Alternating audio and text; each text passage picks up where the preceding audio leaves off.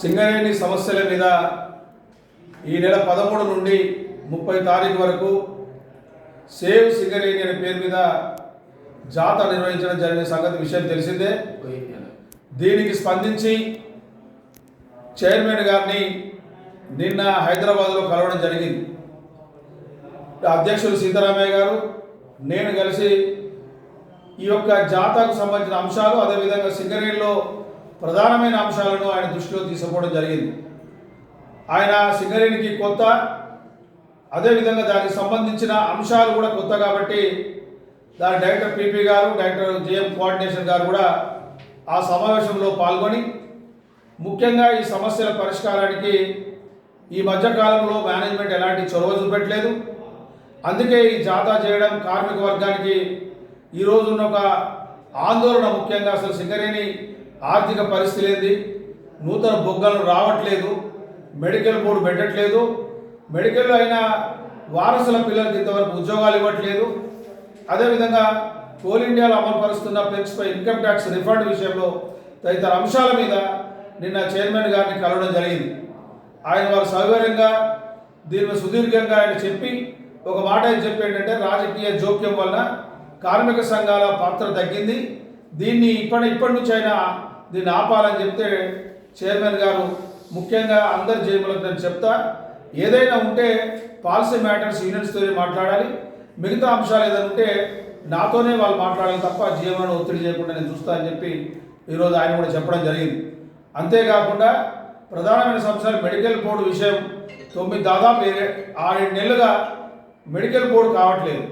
ముఖ్యంగా 2 సంవత్సరాల నుంచి డ్యూటీలు లేకుండా రోడ్ యాక్సిడెంట్ కానీ, పిఎంయూలో అన్ఫిట్ కానీ తదితర అంశాలతో ఇబ్బందులు పడుతున్న కార్మిక వర్గాన్ని కనీసం బోర్డుకు పిలిచి దాన్ని మాట్లాడే పరిస్థితి లేదు కాబట్టి బోర్డు పెట్టాలని చెప్పినాం.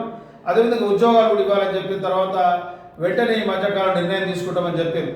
అంతేకాకుండా ఈ మధ్యకాలంలో ప్రకటించిన 10 లక్షలు న్యాచురల్ డెత్ ఏదైతే సహజ మరణాలకు 10 లక్షల రూపాయలు యూనియన్ డిమాండ్ మేరకు బ్యాంకులతో మాట్లాడడం జరిగింది. కానీ బ్యాంకులతో మాట్లాడిన 10 లక్షలే కాదు, ఈరోజు 25 లక్షలు ఇవ్వాలి. ఏదైతే వైలాండ్ డ్యూటీ, ఏదైతే న్యాచురల్ డెత్ విషయంలో ఎట్లయితే మేనేజ్మెంట్ కార్మికులు మ్యాచింగ్ గ్రాంట్ విషయంలో చేసుకుంటా ఉన్నారో అదే పద్ధతిలో మిగతా 15 లక్షలు మ్యాచింగ్ గ్రాంట్గా చేసుకొని ఈ 15 + 10 25 లక్షలు సహజ మరణానికి ఇవ్వాలని చెప్పి డిమాండ్ చేస్తే దాన్ని వెంటనే దీన్ని మాట్లాడి చేద్దామని చెప్పి, అదేవిధంగా స్ట్రక్చర్ సమావేశాలు పీరియాడికల్గా జరగాలి సింగరేణిలో. ఎందుకంటే గుర్తింపు కార్మిక సంఘంతో ఏదో మేనేజ్మెంట్ డైరెక్టర్ పాతోని చైర్మన్తో మాట్లాడేసి జేసీసీ సమావేశాలు జరగాలి. తద్వారా మాత్రమే కార్మికుల సమస్యలు పరిష్కారం అవుతాయని చెప్పి చెప్పడం జరిగింది.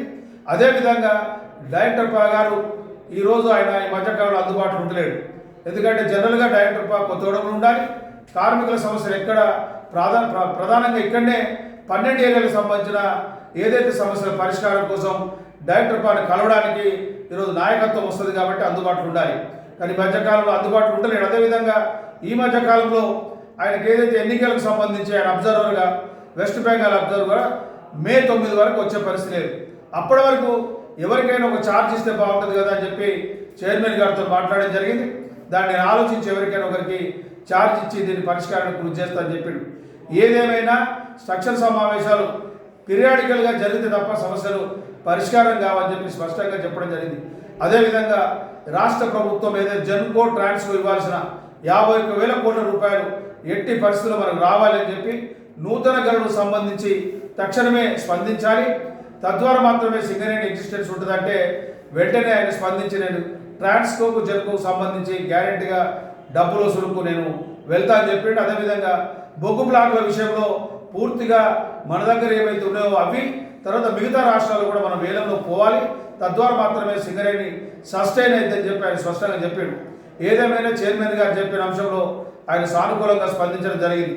ఇది కూడా ఇంకొక వారం 15 రోజుల్లో వారి ఇంకా స్ట్రక్చర్ మీటింగ్ డేట్లు తదితర అంశాలు కూడా ఇస్తారా లేదా చూసిన తర్వాత తదుపరి నిర్ణయాలు సింగరేణి కాలేజ్ వర్కర్స్ యూనియన్ తీసుకుంటుంది. ఏదేమైనా ఒకవేళ కనుక సానుకూలంగా ఉండకపోతే గతంలో చెప్పిన విధంగా అన్ని కార్మిక సంఘాలను కలుపుకొని ఒక వేదిక ఏర్పాటు చేసి సింగరేణిలో సమస్యల పరిష్కారం కోసం అవసరమైతే సమ్మె తప్పదని మేనేజ్మెంట్ హెచ్చరిస్తాము.